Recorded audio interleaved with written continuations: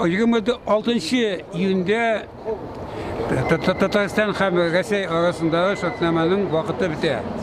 Һәм шундый бик шәкәр вазгыять килеп чыга. Татарстан хокукый вакуум дип әйтгәндә шундый шуңа эләгә. Чөнки Татарстан аны хәзер күп кеше белми дәген. Федеративный договор, федератив шартнаманы ул кул куймады, һәм Чечняда кул куймады. Һәм безнең хәзер кем белән бәйләнеш,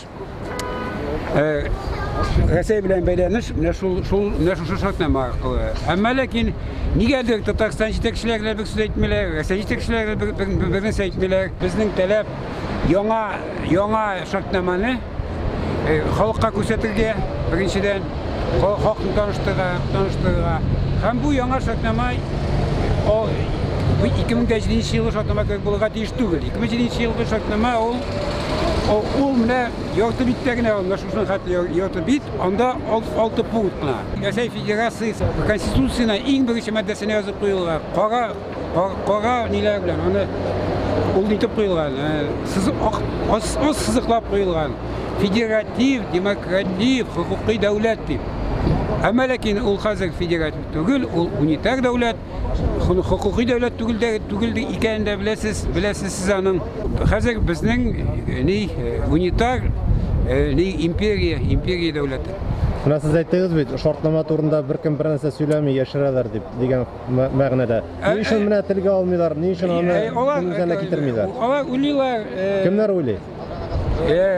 Хакимият уйлый, халыкның былай дагы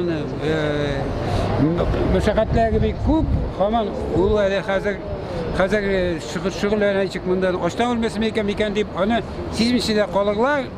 Һәм без аны бу шартнаманы шул килеш алга таба сузмыйбыз да дип. Әмма ләкин бу мөмкин түгел, чөнки карарга кирәк бит Татарстан